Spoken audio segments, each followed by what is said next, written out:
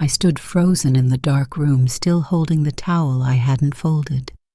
Through the air vent, I heard my own son say, "She's just a burden.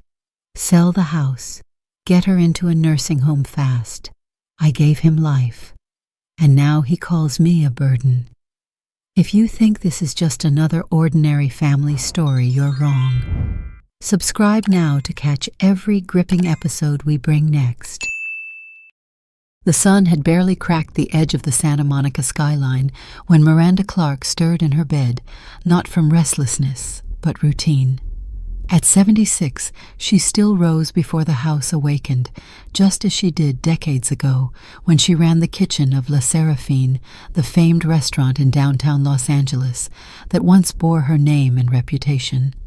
But those days were far behind her now, buried under layers of dust, years, and family duty. She slid her feet into her slippers' joints, stiff with age and neglect, not just the kind that came with time, but the kind that crept in when your presence was no longer seen as value, just expected convenience. The house was quiet, not peaceful, never peaceful, but silent in that oppressive way that came from being constantly filled with noise that wasn't yours. She moved through the marble hallway like a ghost, pausing at the framed photos Andrew had chosen for the gallery wall. Not one of her.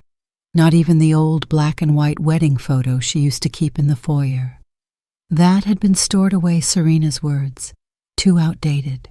In the kitchen, Miranda brewed coffee, the smell briefly anchoring her in something familiar. She reached for the chipped white mug that Harry used every morning for nearly 40 years. It was tucked behind the designer glassware Serena bought online last year, crystal tumblers with gold rims no one ever used.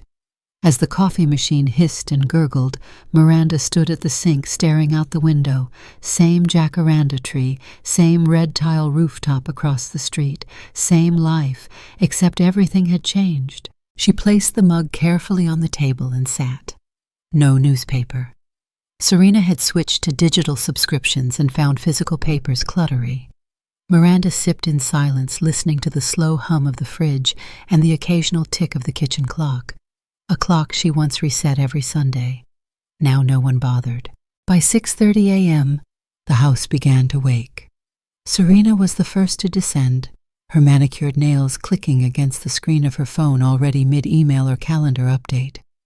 Her heels tapped crisply across the hardwood floor, a metronome of executive efficiency. "Oh, Miranda," Serena said, her eyes never leaving the device. "Don't forget Bryce needs to bring his robotics project today. And Emily has ballet at 4. I'll send you the address." Miranda nodded. She always nodded. It was easier. "I've already packed their lunches," Serena added, grabbing a protein smoothie from the fridge. "Try not to give them too many carbs at breakfast. You know how sluggish Bryce gets after toast." Miranda didn't mention that Bryce loved toast, that he used to ask her for cinnamon sugar and butter on it just like his father once did. Andrew came down 5 minutes later, half-knotted eyes on his phone. He grunted something between a greeting and a directive, dropped his briefcase by the door, and disappeared into the garage to grab his golf bag. Not a single glance toward his mother. Not a word. She watched her son now, a man in his 40s, the boy she once swaddled in yellow fleece, and read bedtime stories to while stirring bechamel. He didn't look at her like a son looked at a mother. He looked at her the way someone glances at a wall they forgot to repaint something that used to matter, but was now just there. Bryce Serena called from the hallway. "Get your things. Miranda will take you to school." Miranda stood up slowly, knees aching. "I made eggs," she said softly, almost apologetically. Serena glanced up, her perfectly arched brow rising. "You know we're trying to keep their cholesterol down.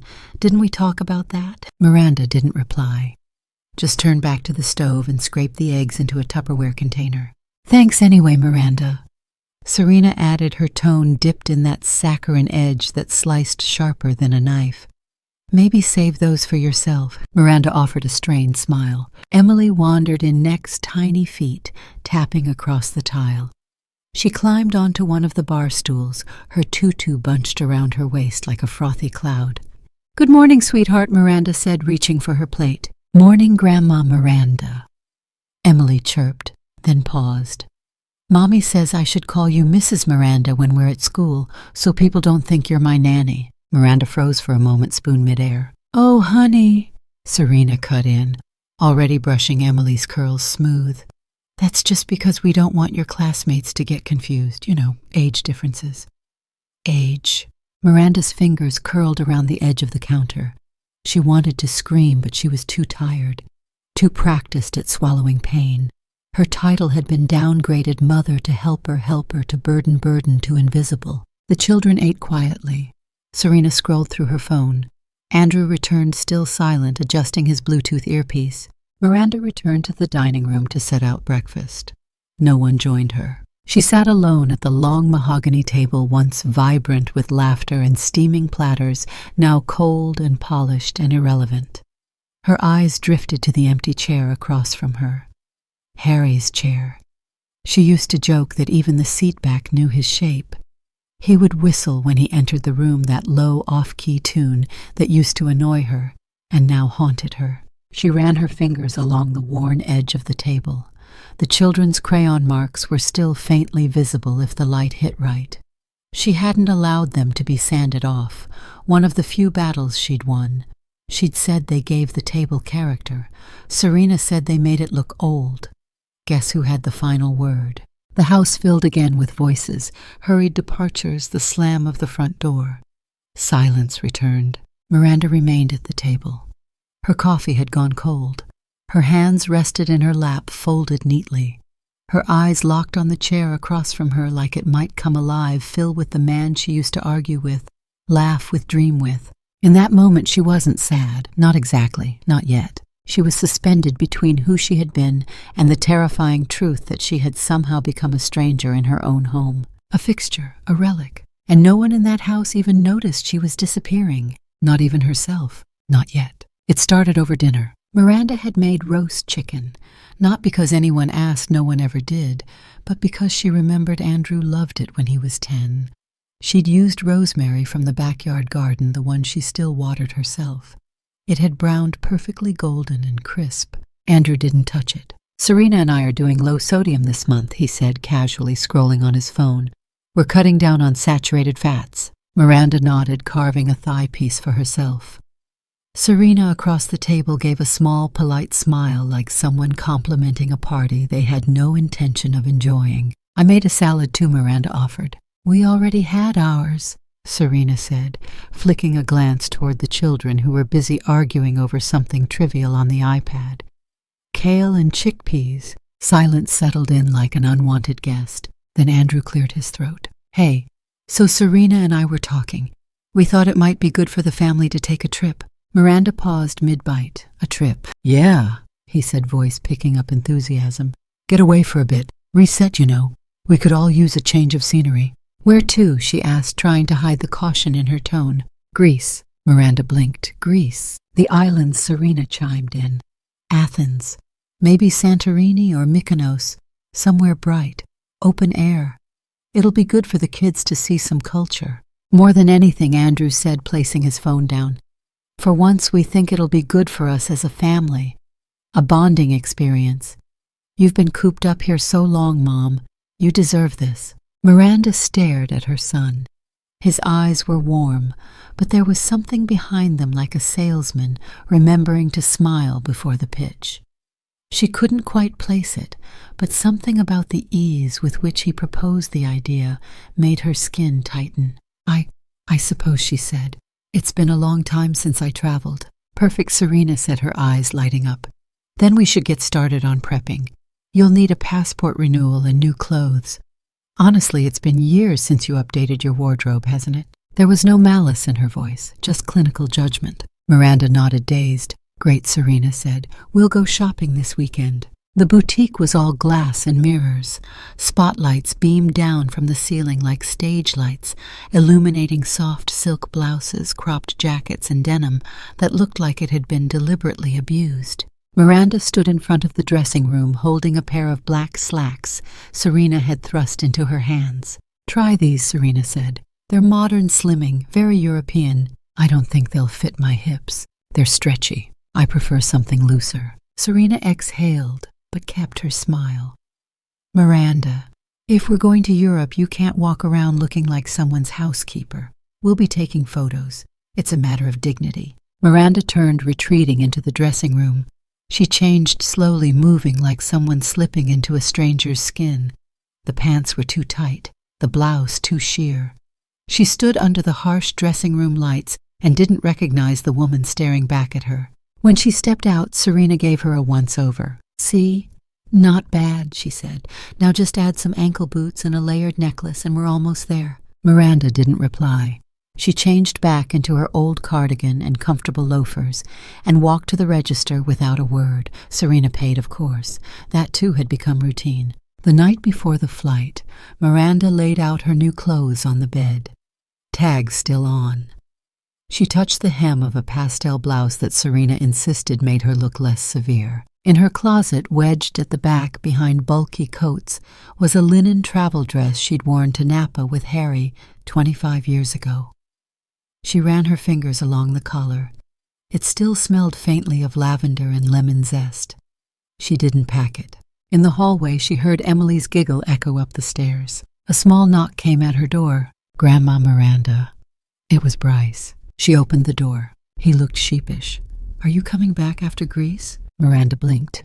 "What do you mean?" He shuffled his feet. "I heard Mommy say you might not." Her heart stuttered. She forced a smile.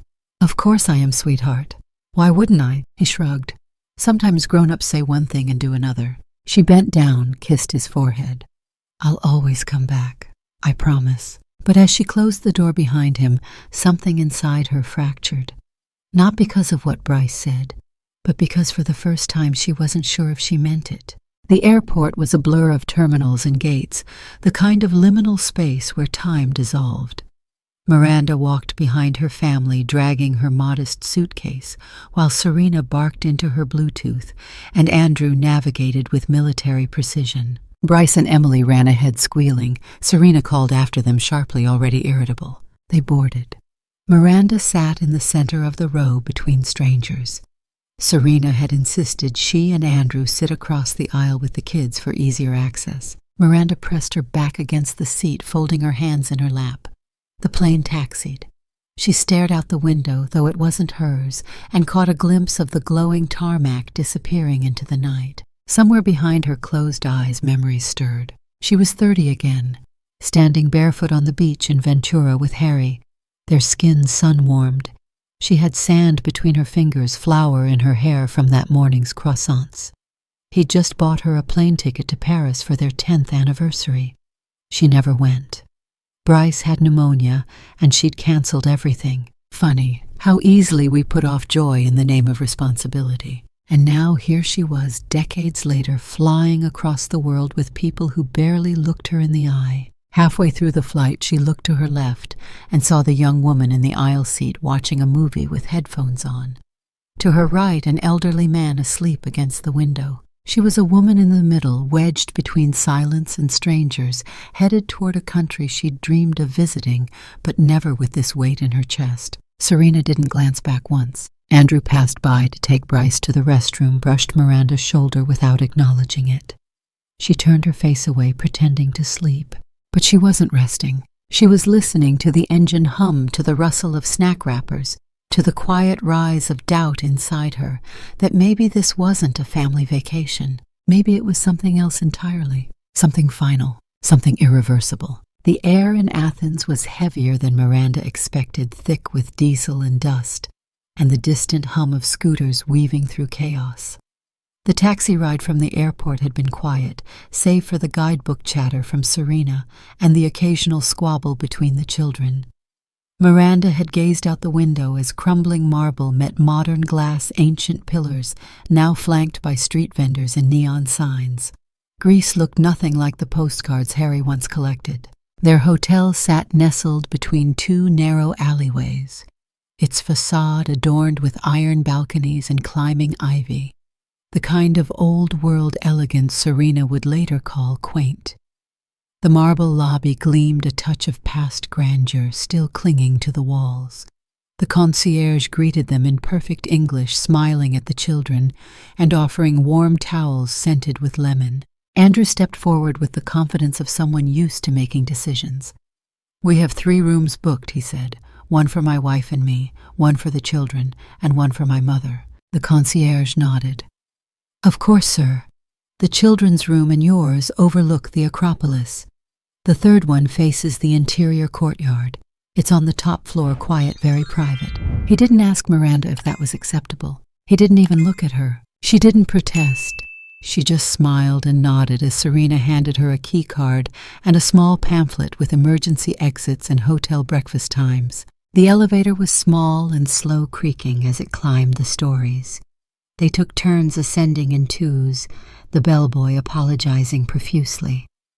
When it was Miranda's turn, she stood alone inside the cramped box of mirrors and brass, watching her own tired reflection rise like an apparition. At the top, the hallway was narrow. The wallpaper faded. Her room was tucked into the far corner beneath the sloping roof.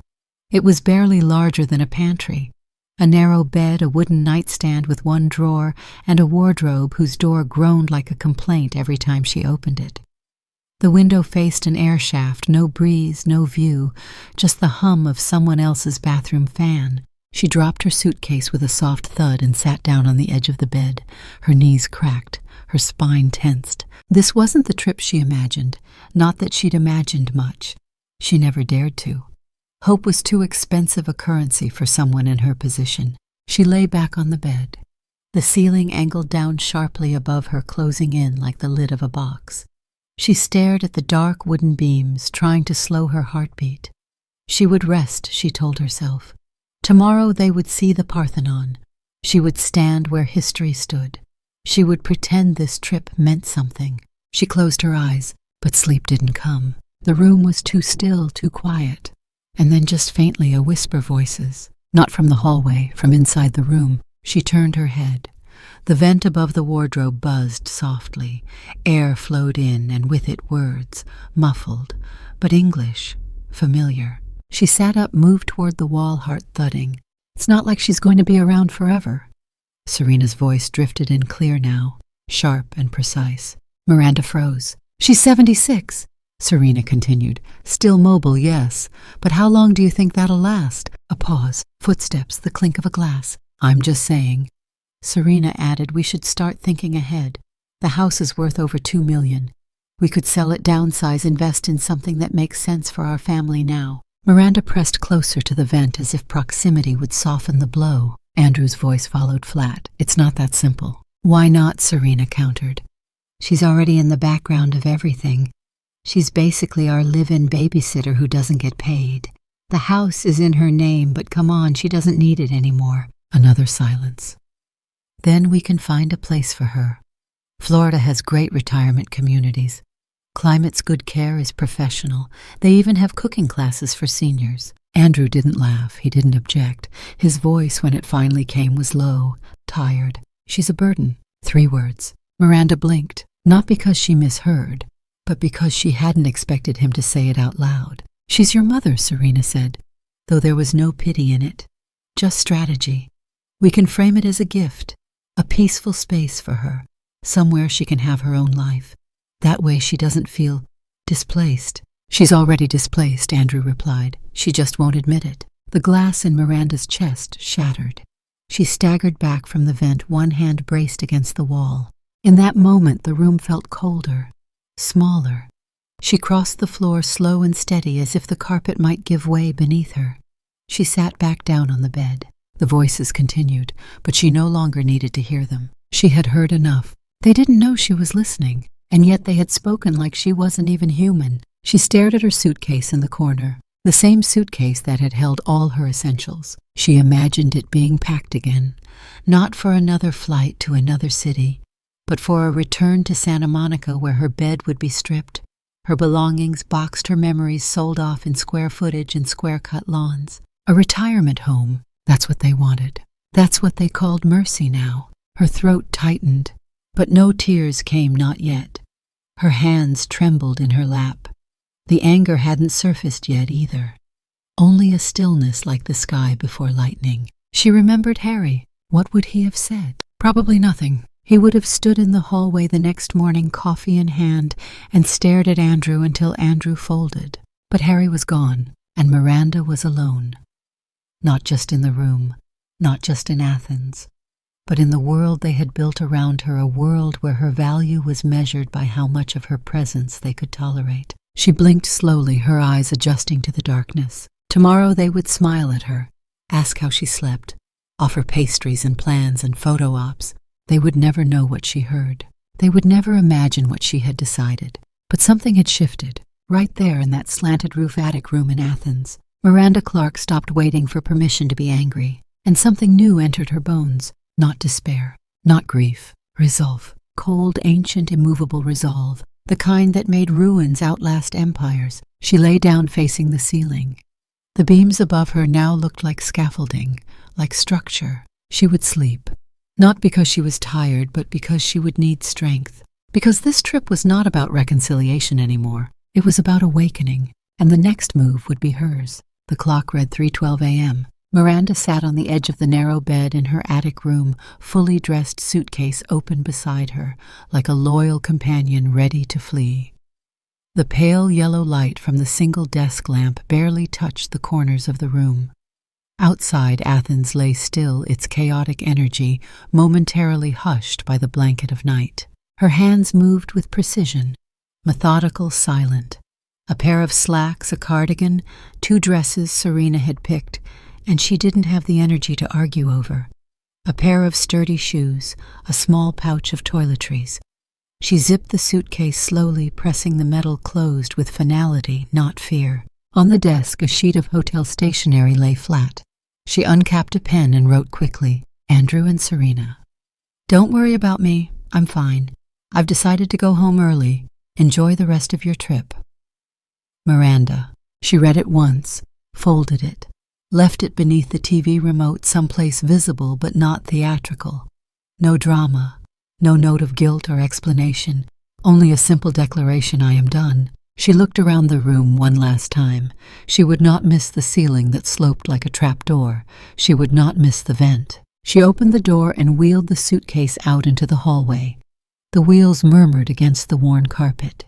At the end of the corridor, the elevator light blinked orange. She didn't take the elevator. She descended the stairs instead, slowly, carefully, knees aching with every step. But there was something beautiful about the pain now. It meant she was still choosing, still moving, still hers. The concierge at the front desk had dozed off behind the counter, a book open on his chest. Miranda left the room. Key, gently beside the bell, nodded once toward the sleeping man and stepped out into the cool Athenian night. The city was still breathing, just slower now. A few delivery trucks moved down narrow roads. Somewhere nearby, a cat knocked over a trash bin. A neon pharmacy cross blinked green into the mist. Miranda hailed a taxi. The driver blinked in surprise when he saw her. He looked at the time. Airport. Yes, please, she said in calm, clear English. His eyes flicked to her suitcase, then to her face. Long flight, he muttered. Yes, she said, but the right one. At the Athens International Airport, the fluorescent lights were merciless. Rows of gray chairs. Announcements crackling over speakers. The boarding gates stood like thresholds to different lives. Miranda approached the counter. One way, she said, to Portland, Oregon, as soon as possible. The woman behind the desk hesitated. You want same day? Yes, the agent typed furiously. There's a flight leaving in 90 minutes. Transfer in Frankfurt. Arrives in Portland late tomorrow. Miranda nodded. Window or aisle? Window, she said. I'd like to see where I'm going. She paid in cash. She still carried a travel wallet Harry had given her decades ago, dark brown leather with a brass clasp. Inside, she kept backup cards, emergency euros, and a small worn photo of their wedding day. That wallet had outlasted everything. At security, the officers waved her through. No questions, no detainment. As she sat by the gate waiting, she glanced at her phone. No messages yet, no calls. Perhaps they hadn't discovered her absence. Perhaps they were still asleep, tucked under expensive linens, dreaming of Santorini and museum tours. She turned the phone off. Not silent. Off. A line she never crossed before. She rested her head back against the wall and closed her eyes. Not to sleep, but to breathe. each inhale slower, each exhale deeper. The fear oddly didn't come, not in the airport, not even on the flight. Not once did she feel like she was running away. She was walking forward. When the plane landed in Oregon, the world outside was veiled in rain. The windows of the arrival hall were streaked with thin trails of water. Trees swayed against a slate-colored sky. Miranda wheeled her suitcase past the baggage claim and stepped into a cold that felt strangely like balm. Oceanview was still an hour away. She took a shuttle, then a second cab. The driver was a young man with an easy smile and a country radio station playing softly in the background. "You visiting someone?" he asked. "No," she replied. "Vacation." "No," she said again, but softer this time. "I'm starting over." He looked at her through the mirror. "That's so." She didn't elaborate. They drove the winding road toward the coast. The air turned briny. The fog thickened. The town unfurled before them like a forgotten story. Wooden houses, painted porches, bakery signs with peeling letters, American flags damp from sea spray. They arrived in front of a small inn on Maple Street. Harborview Guest House read the sign. Whitewashed, 2 stories, modest. "This okay?" the driver asked. "It's perfect," she said. She paid, stepped out, and stood for a long moment on the sidewalk. The rain had softened to a mist. A breeze brushed her face, and with it something lifted. She felt it in her chest, her shoulders, her hands, not just the absence of pressure, but the presence of possibility. She walked through the inn's door. The lobby smelled of cinnamon and old wood. A bell rang softly as she entered. An older woman at the counter looked up and smiled. "Checking in?" "Yes," Miranda said, "for a few nights." "Name?" "Miranda Clark." The woman typed. "Room 7's free. Got a window view of the ocean. Small but cozy." "Cozy sounds right." The key was metal, not a card. It felt solid in her palm. Room 7 sat at the end of the hall on the 2nd floor. The bed was made with a hand-quilted cover, a nightstand with a chipped lamp, a chair by the window.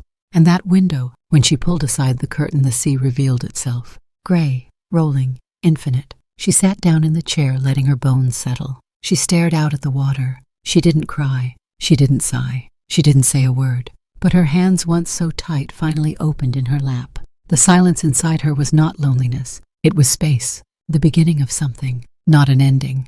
And for the first time in years, Miranda Clark didn't feel like someone's afterthought. She felt free. The rain had lifted by morning. Miranda pulled open the floral curtains in her room at the Harborview Guest House and saw sunlight peeling through a veil of gray clouds, illuminating the rooftops of Oceanview like quiet blessings. The town below looked like a watercolor painting, soft-edged, patient, and unbothered by time. She tied her sweater tighter around her waist and stepped out into the crisp air. Her first stop was the corner grocery. A wooden bell tinkled as she walked in. The store was small, lined with handwritten labels, baskets of apples, glass jars of local honey, fresh sourdough on the counter. An older man with a flannel shirt and reading glasses looked up from his crossword behind the register. He gave her a nod. "Morning." "Good morning," she replied. "First time here?" "Yes," Miranda said, placing a carton of eggs and a stick of butter in her basket. "I just arrived yesterday." "You're not one of those Airbnb folks, are you?" She smiled faintly. "No, just starting fresh." "Well, welcome. I'm Sam, and this store has seen everything but a UFO. If you need anything, you just holler." She thanked him, paid in cash, and left with a brown paper bag in one arm. The ocean whispered down the hill as she walked, its voice gentle but insistent. Miranda let it guide her through the winding sidewalk until she found the public library, an old red brick building with ivy creeping up one side and wide windows that looked like eyes scanning every page ever turned inside. It was open. She didn't go in yet. She stood across the street for a full minute, watching a child with a backpack walk out, holding a book in both hands like treasure. The boy's mother waited at the curb. Miranda felt something stir inside her. She hadn't been to a library since the last time she took Emily for story hour. Serena said it was a waste. We have iPads now. Continuing her walk, she wandered further down Main Street until the scent of cinnamon and espresso pulled her toward a pale blue storefront with a hand-painted sign, Rose's Cafe. The windows were fogged with warmth. Inside, soft jazz played. A group of elderly women laughed around a corner table while a man in a beanie typed furiously on a laptop. Behind the counter stood a woman with wild red hair twisted into a scarf, her apron smeared with flour. Miranda stepped in. The floor creaked beneath her. "Hey there, stranger," the red-haired woman called, smiling. "You're not from around here." "I'm not," Miranda said, "but I'm hoping that's temporary." "Well, you're brave to show up before breakfast rush," she said, wiping her hands. "Name's Rose, and I'm exactly what this sign says. Miranda. Coffee. Yes, black, no sugar. Classic. I like you already." Rose poured her a cup and slid a small plate with a warm cranberry scone across the counter. Miranda hesitated. "I didn't order." "On the house. First-time customers get fed, that's the rule." She sat by the window, slowly sipping the coffee, listening to the soft clatter of mugs, the laughter in the room, the creak of old wood bending under familiar feet. No one asked what she did. No one mentioned family.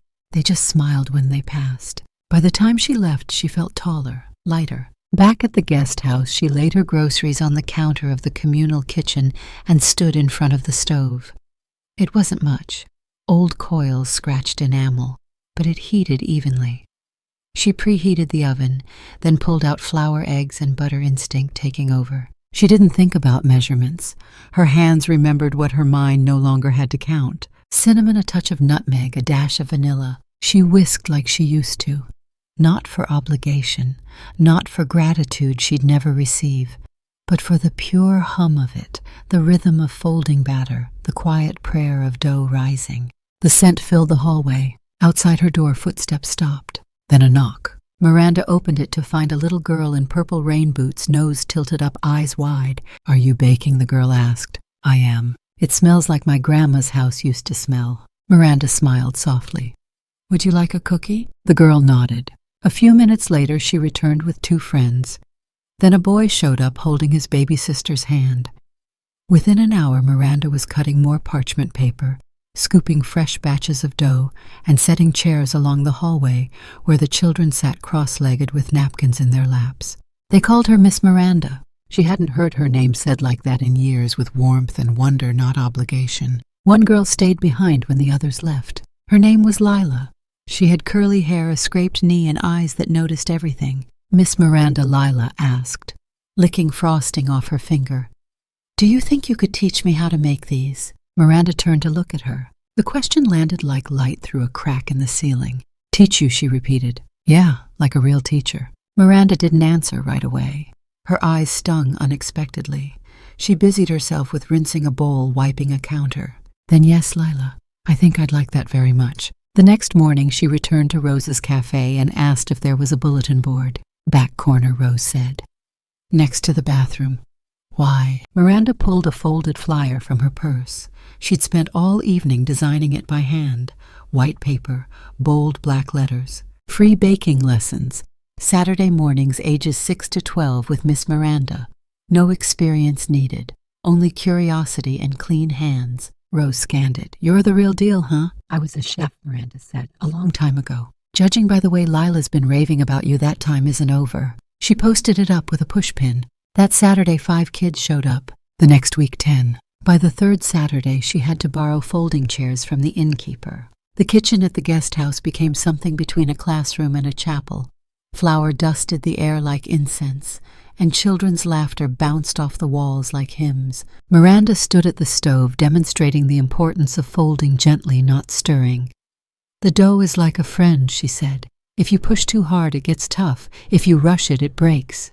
The children listened. They respected the lesson. She watched them crack eggs with too much force, spill sugar across the floor, fight over spatulas. And she smiled, not because they got it right, but because they tried. That night, as she sat at the little table in her room, eating the last slice of banana bread they'd made, she opened her phone for the first time in days.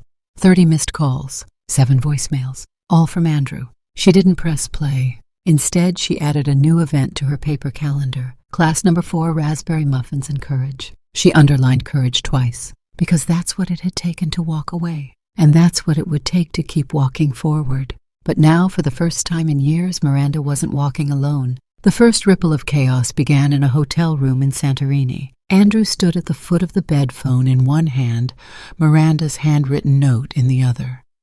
The bed was still made. No one had slept in it the previous night. "What do you mean, gone?" Serena hissed, storming into the room. "She's not at breakfast. She's not by the pool.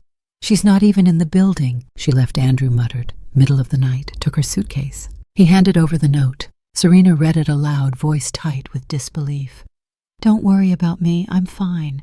I've decided to go home early." Then she crushed the paper in her fist. "She ran," Serena snapped. "She heard us." Andrew looked away. "Well," she barked, "do something." The next 48 hours unfolded in panic denial and mounting fury. Andrew filed a missing persons report with the Athens police, who barely took it seriously. "She's an adult." The officer shrugged. No foul play, no obligation to report. He called every airline he could think of. They wouldn't release passenger data without a court order. Serena called everyone back in Santa Monica, neighbors, church friends, old colleagues. No one had seen or heard from Miranda. "She's old, Andrew, and impulsive, and probably confused." "She's not confused," he muttered. But Serena was already dialing a number. Her lawyer. The letter arrived in Oceanview on a Tuesday morning. It came in a large cream envelope, the type that tries to look less menacing by pretending to be expensive. Miranda knew better. She opened it with steady hands at the small table by her window. The ocean outside moved slowly, unaware. Inside was a formal notification. A petition had been filed in California Superior Court by Serena Ellis Clark, citing Miranda Clark as a senior citizen exhibiting signs of diminished mental capacity. They were filing for conservatorship. They were trying to take the house.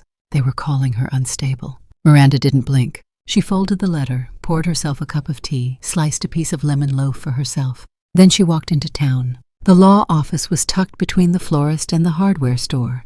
The sign above the door read, "Gabriel Hunt, Attorney at Law." Inside, a man in his 60s with a flannel blazer and wire-rimmed glasses looked up from his paperwork. "You must be Miranda," he said, standing. "Rose recommended you," she said, extending a firm hand. "Well, if Rose vouches for you, you must be good people. What can I do for you?" She slid the letter across the desk. Gabriel read it. He looked up. "You being serious right now?" "I'm being sued for my sanity, Mr. Hunt." He leaned back in his chair. "That's bold." She folded her hands in her lap. "Can they win?" He paused. "If you were in a facility, or there were doctor reports suggesting cognitive decline or any history of mental illness maybe, but you're clearly lucid, they're going to say I'm hiding, acting erratic, leaving my family behind." He nodded. "We'll make sure the court sees what really happened." "What do I need to do?" Gabriel smiled faintly. "Prove you're competent. With documentation, community support, medical evaluation. And we'll file a counter-petition protection of property rebuttal of conservatorship, and if you want an order preventing further harassment." Miranda's voice didn't flinch. "I want all of it." "Then let's get started." Within days, Gabriel arranged for a doctor's cognitive assessment. Miranda passed with ease. Sharp as flint, articulate, composed. Then came the community statements. Rose wrote a glowing letter.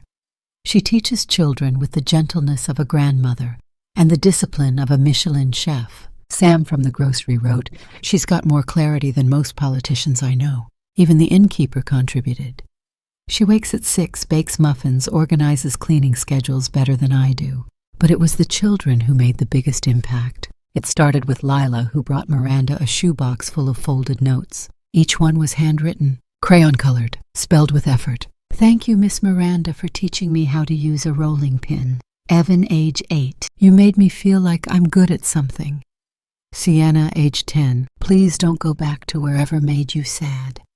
Benny, age 7. Miranda read each one at her little table by the window. Some made her laugh, one made her cry. She tied them together with a yellow ribbon. Later, Gabriel smiled as he added them to the case file. That night, Miranda walked to the beach. The sand was cold under her soles, the wind salty and soft. She stared out into the black vastness where sea met stars. They wanted to paint her as fragile. But every wave reminded her fragility and power could live in the same body. She wasn't hiding. She was fighting. And this time she wasn't alone. It began with a knock.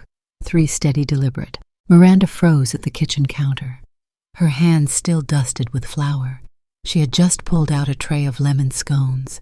The sweet aroma filled the room like an old hymn. Outside, the sea wind pressed against the glass, and rain flirted with the edges of the eaves. Oceanview had turned gray again, clouds swollen and moody. She wiped her hands with the hem of her apron and moved to the door. Through the side window she saw them, Andrew, Serena, standing like storm clouds at her doorstep. Andrew's coat was soaked at the shoulders. Serena wore a scarf tight around her neck, lips drawn tight, her eyes scanning the windows as though Miranda might vanish again. Miranda opened the door. The air between them didn't move. She didn't flinch, she didn't smile. "Come in," she said, her voice level. Andrew looked at her cautiously. Serena stepped forward first. "You're here." "I am." "This is where you've been?" Miranda moved aside. "If you're going to shout, do it indoors. I don't want to disturb the neighbors." They entered. The room was warm, lived in. The fireplace crackled. A kettle sang softly on the stove. A tray of fresh scones cooled near the window. Miranda closed the door behind them, her movements unhurried. Andrew looked around. "So this is what you ran away to?" Miranda turned. "No, this is what I chose." Serena dropped her bag onto the chair with a thud. "You disappeared in the middle of the night without telling anyone. We called police, filed reports. We thought something happened to you. You left a note." Andrew added, his tone sharper than guilt should allow. "That's not the same as explaining." Miranda folded her arms. "You weren't interested in explanations the last time I heard you speak about me." Serena scoffed. "So, this is revenge. You're punishing us by going rogue, teaching kids how to make cookies while your son and grandchildren wonder if you've lost your mind." Miranda stepped toward her slowly. "Do not use the word revenge unless you know what it tastes like." "I know what abandonment tastes like," Serena shot back. "You left your family. You walked away. What kind of mother does that?" "The kind who listens through a hotel vent and hears her daughter-in-law plotting to erase her," Miranda said coldly. The room fell silent. Andrew's face went pale. Serena blinked. "What?" Miranda's voice didn't tremble. "I heard every word in Athens. You standing in that suite with your glass of wine talking about selling my house, moving me across the country, tucking me away like old linens." Andrew exhaled but didn't deny it. "You said I was a burden." Miranda added, her voice low and sharp as a chisel. "You, my only son, the boy I carried and cooked for and cried over. You called me a burden." Andrew started but couldn't finish. "You didn't stop her," Miranda continued. "You didn't defend me. You didn't even hesitate." Serena's voice wavered. "You misunderstood." "No," Miranda cut in. "I heard exactly what you meant. Every syllable. It was cold and clinical and rehearsed. You had plans. Florida, facilities, selling the house. But you forgot something." "What?" "That I'm not gone yet." Serena stepped forward, pointing. "You're being dramatic. You've always been a martyr, Miranda, always making people feel sorry for you." "No one has ever felt sorry for me," Miranda said. "They felt entitled. They felt inconvenienced, but never sorry." Andrew rubbed his face with both hands. "Mom, this has gotten out of control." Miranda walked to the table, opened a folder, and pulled out a single sheet of paper. She handed it to him. He took it, read it, stared at it as if it were written in a foreign language. "What is this?" he murmured. "A court order," Miranda said. "Filed in Santa Monica. Reviewed by my attorney and a judge. It revokes your access to any financial decisions tied to my estate. It prevents any forced relocation, and it gives you 30 days to vacate the house." Andrew blinked. "You filed this?" 2 weeks ago, she said. "After I got the conservatorship notice from Serena's lawyer." Serena's face darkened. "You're overreacting. This is ridiculous. You're really going to throw us out." Miranda's voice softened but didn't bend. "No, the court is. I just told the truth." "You can't mean this," Andrew whispered. "I do." There was silence. Then Serena crossed her arms. "You've really lost it. This town, these kids, this fairy tale you've built, it's not real. You think baking cookies and teaching poor kids to stir batter means you're suddenly whole again." "No," Miranda said. "But it means I'm finally me." Andrew sank into the chair like a man unseated from his own delusion. "You always needed to be needed," he muttered. "That's why you cooked, why you stayed, why you never moved on after Dad." Miranda looked at him long and hard. "No, I stayed because I loved you. I cooked because it was how I spoke. And I didn't move on because I was waiting to be seen, not used. Andrew looked away. Serena paced toward the fireplace, agitated. What now? You just live here in this little town, teach kids how to bake and pretend we never existed. No, Miranda said. I remember everything, but I won't let it define me. Serena turned, and the house, Miranda met her eyes. It's mine. It always was, and it will remain so. Andrew stood. What about the kids? What do I tell them? You tell them Grandma needed to heal, Miranda said. And maybe if you ever learn to tell the truth, you can tell them why. The front door creaked slightly as wind nudged against it. Thunder cracked over the water outside. The storm had reached Oceanview, but Miranda didn't move, didn't flinch. The storm was outside, not inside her. Not anymore. Serena's laugh came sharp and sudden like glass cracking under pressure. She snatched the court document from Andrew's hands and waved it in the air like a flag of war. You think this piece of paper means anything? You think it makes you righteous? You disappear for weeks, leave your family terrified, and now you hand us this, like you're the queen of Oceanview. Andrew stayed seated, hands laced in front of him like a child caught between parents. But his eyes were distant, half-glazed, like he was watching a house quietly burn. Miranda didn't answer. She just stood, steady and still, one hand resting on the back of a dining chair like it was a lighthouse post in a rising tide. I'll sue, Serena spat. I'll file for defamation, for emotional distress, for elder instability. I'll tell the court you have declining cognition, that you're unfit to make these decisions. You're isolating yourself, Miranda. You're manic. This whole town is enabling your delusion. Miranda let the words hang in the room like smoke. Then calmly, Are you finished? Serena blinked. No, because apparently you think you can erase everything we've done for you with a few muffins and a kitchen apron. You're a fraud. You're punishing us because you were too weak to move on after Harry died. Admit it. I don't have to admit anything to you, Miranda said, her voice low and steel-edged. And if you speak about my husband again, I will show you exactly what a lawsuit feels like from the other end of the gavel. Serena's face turned crimson. You've lost it. No, Miranda said, walking slowly toward the door and opening it. I finally found it. Serena stared at her. You're kicking us out. Miranda held the door wide. This is my home, even if it's rented, even if it's small. And in this home I set the boundaries. You've crossed every line I had left. Andrew stood hesitating. She looked at him, eyes softer than her voice. Andrew, if you came to apologize, do it in writing. But if you're just here to defend what you've become, then you're not welcome. Outside, the wind carried the scent of salt and impending rain. It whipped Serena's scarf loose as she stepped out onto the porch. Across the street, two neighbors, an older couple from the bakery and a teenage boy from the bookstore, watched silently from their porches. Word traveled fast in Oceanview, but no one gossiped loudly. They just saw, noticed, remembered. Serena caught their stares, her face twisted. You should be ashamed of yourself. But it wasn't clear if she was talking to Miranda or to herself. Andrew followed, his steps slow, his shoulders hunched. He turned once halfway down the stairs as if to say something. Miranda simply nodded. A quiet farewell. A boundary, not a bridge. They left. The door shut behind them like punctuation. She didn't lock it. She didn't have to. Miranda leaned against the frame for a long breath. Her knees ached. Her hands trembled not from fear but from release. For all the years she'd been called stubborn, too quiet, too soft-spoken, too nostalgic. Now her silence had finally said what words never could. She moved to the window and watched the car pull away. Serena's silhouette stiff Andrew's slouched. They weren't monsters, just blind, just broken in ways she no longer had to carry. Her eyes blurred, but she didn't cry. She let it settle in her throat, grief and grace both held like a warm stone between her ribs. Then slowly she turned back into the kitchen. Saturday morning arrived with sunlight cutting through the clouds like a promise. The children arrived two at a time, skipping up the porch steps, chattering about cinnamon and measuring cups. And what are we making today, Miss Miranda? She smiled as she led them into the warm kitchen.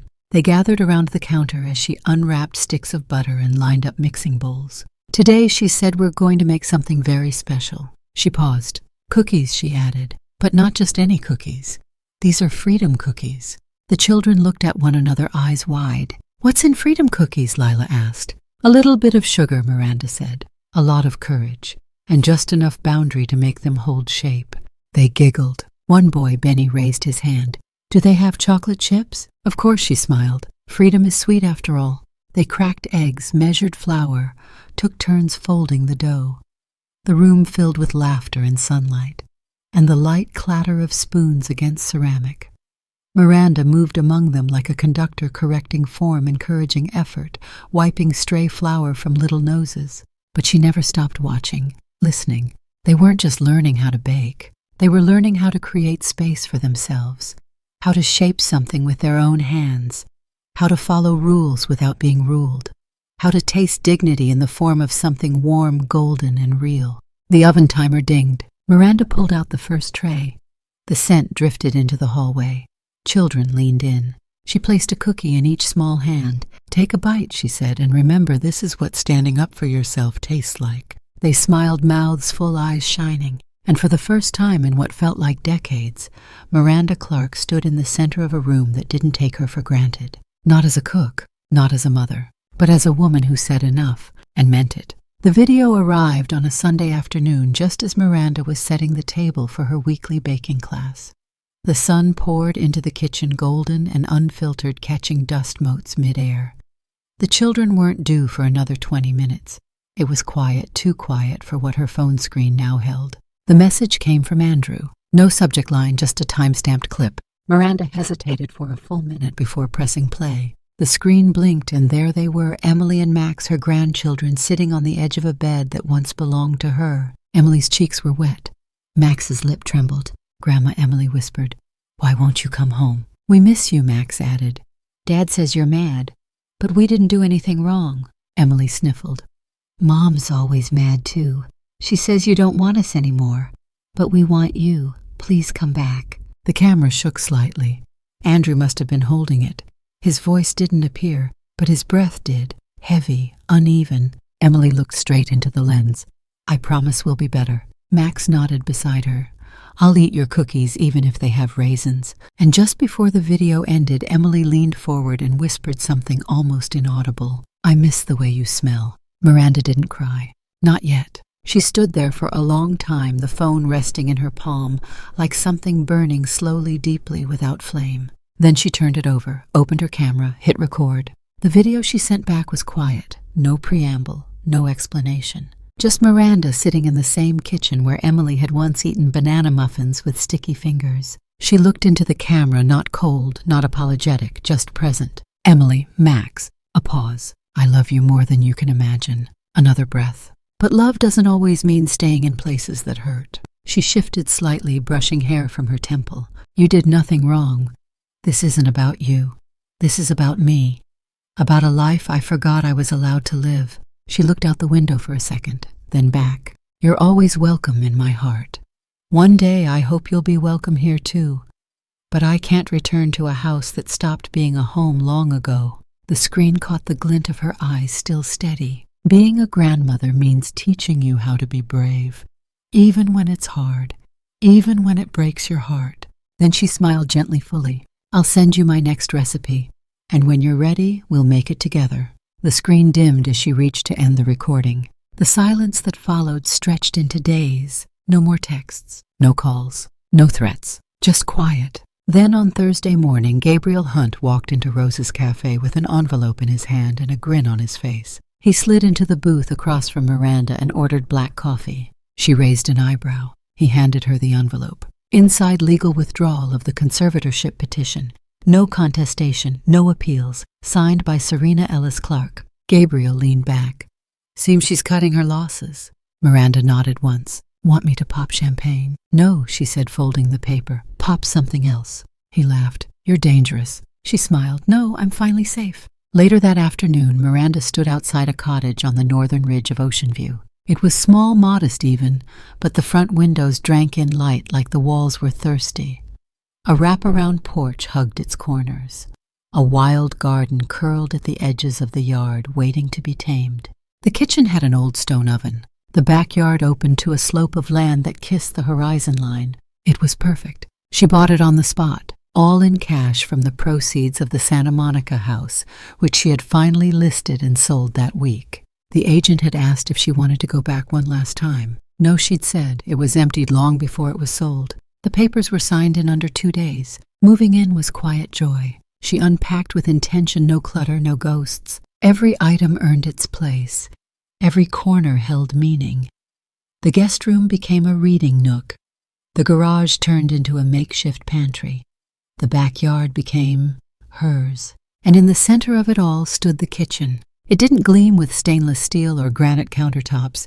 It was old-worn but honest. She hung her apron on the hook by the door and rolled up her sleeves. Then one morning she walked to the local nursery and bought 2 rose bushes, one white, one red. The man at the register gave her a curious look, starting fresh. Starting right, she replied. She planted them just beneath the kitchen window. Her hands worked the soil like memory. Gentle, deep.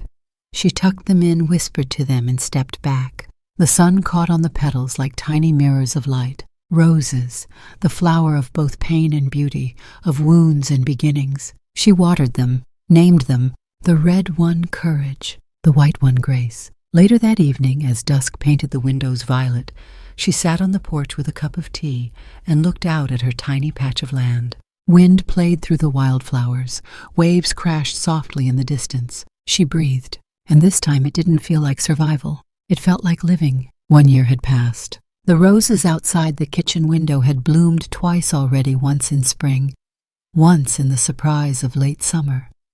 The red was deeper now, the white more vivid. Miranda called them by name each morning. Good morning, Courage, hello, Grace, with a smile that came not from habit, but from honest affection. Oceanview had embraced her like a tide that refused to recede, and Miranda she had rooted. Her new home, once quiet and unknown, now rang with the steady rhythm of a life rebuilt. A different life, not grand, not loud, but fully hers. She had painted the front door pale blue. She baked before sunrise. She walked to the pier every evening. Her hair had grown a little longer, streaked silver and proud.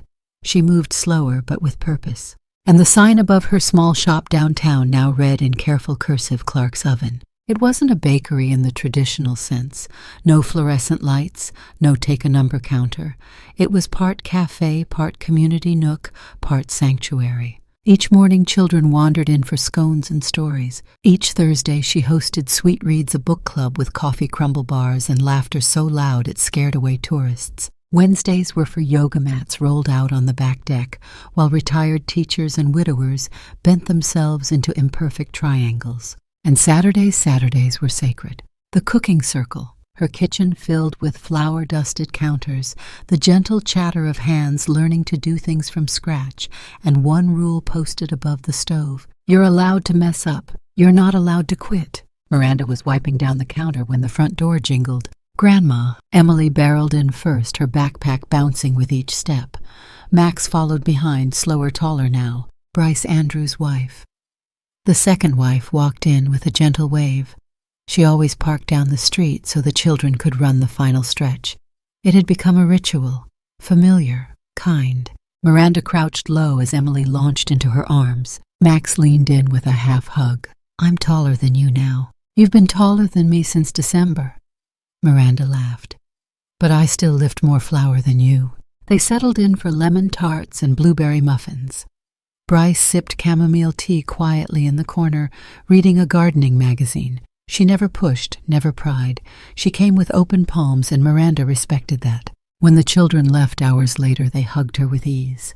Like it had always been this way. Bryce promised they'd be back in 2 weeks, maybe 3. Miranda waved them off and returned to the kitchen. That's when the phone rang. Not the store line, not the cafe's landline. Her personal phone.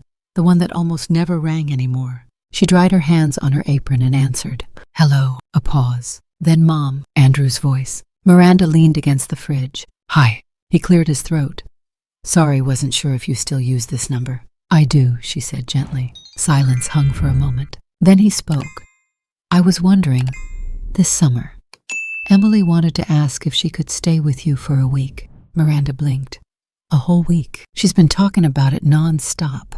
Says she wants to learn how to make that chocolate swirl bread. Miranda smiled. She always did have a sweet tooth. Andrew chuckled quietly. Yeah, and Max too, if that's okay. She hesitated, not because she didn't want them, but because she'd once said yes to everyone else for too long. She walked to the calendar on the wall, scanned it. I've got yoga on Wednesdays, book club Thursday night. And she added, I've already promised Alice I'd join her camping trip at Big Cedar Lake. Andrew's silence this time held surprise. You're going camping, with 3 other widows, a tent, and more red wine than we should legally be allowed to carry. He laughed. Wow. But she added they can come before I go. I'll keep the guest room ready. Max can help me prep my hiking snacks. He let out a breath. Thanks, Mom. Then you're really good here, huh? I am. There was something like reverence in his voice now. I'm glad you found it. I didn't find it, Miranda said, almost a whisper. I built it. He didn't respond right away. When he finally spoke, his voice was quieter. Would it be okay if I brought them over myself? Stayed for a bit. Miranda turned to the window. Outside, the roses nodded gently in the breeze. Yes, she said, but no lecture, she added, and you do your own dishes. He laughed. Deal. The phone call ended. She stood there for a long moment. The oven beeped behind her. She returned to the dough she'd been working on, hands moving automatically, confidently. Her playlist played something soft and hopeful in the background. The scent of vanilla filled the room again, and just as she slid a tray of cookies into the oven, she whispered almost to herself, freedom tastes better when you've earned it. The sky above Big Cedar Lake cracked open in soft amber light. A late summer sun dipped just behind the tree line, spilling gold over the rippling water. Dragonflies skimmed the surface. Somewhere in the distance, a guitar strummed half a tune, half a memory. Miranda stood at the edge of the campfire circle, an apron tied over her flannel shirt, holding a wooden spatula in one hand and a tray of unbaked scones in the other. Her cheeks were flushed not just from the heat of the fire, but from the laughter of the people around her. Rose, arms tucked under a cardigan, sipped spiced cider and told the story of how she once lost a wedding ring in a peach cobbler. Margaret, in her wide sun hat, nodded along and kept correcting the details. John, still wiry at 78, had built the fire from scratch. He now sat beside it, humming an old Motown song while roasting marshmallows with methodical precision. Eleanor leaned into the logs, her legs crossed under her knitting, something red with hands that never paused. This wasn't a reunion, it wasn't an escape. It was a ritual. They'd been doing this every summer since Miranda had landed in Oceanview. A small circle of those who'd walked through fire and decided to sit beside one rather than run from it. Bryce stood nearby with Max and Emily tossing pebbles into the lake. The kids had spent the last 2 days hiking, fishing, and baking from scratch, using the camp's fire pits. Miranda had shown them how to knead dough by hand, measure spices without looking, and tell when something was done by the scent, not the timer. Max now swore he could bake cornbread with just a spoon and a rock. Emily had fallen asleep the night before, beside Miranda, curled under her arm like she used to be in the Santa Monica sunroom, only this time without a shadow hanging overhead. Now Bryce approached, quiet but certain. She knelt beside Miranda at the folding table, watching her arrange dough into precise triangles on a baking sheet. I've been thinking, Bryce said. Miranda didn't look up. That's usually dangerous. Bryce smiled. No, I mean it. Miranda glanced at her. Go on. I want to do what you do. Miranda raised an eyebrow. I mean, not just bake, but really do it. Learn it. Open something small. A real kitchen. Not fancy, just honest. She looked down at her hands. You make people feel like they belong. Like there's warmth just in walking into a room you've touched. Miranda's chest filled slowly with something warm and rising. You want to cook for a living? She asked. I want to feed people, the way you do. Miranda set the last scone onto the tray. Then start with your hands, not a brand. Bryce looked up. I'll teach you, Miranda added, if you promise never to measure a life by the size of a menu. Bryce laughed, eyes shining. I promise. As night fell, the fire grew bolder. Its crackle filled the spaces between stories, between generations. Sparks rose like restless stars and faded into the navy blue sky. Miranda stood before the fire, now holding a cast-iron skillet over the flame. The scones hissed, their scent laced with cinnamon and lemon zest. The others sat around her, sipping cider wrapped in blankets. The children curled on logs like contented foxes. She turned the skillet with precision.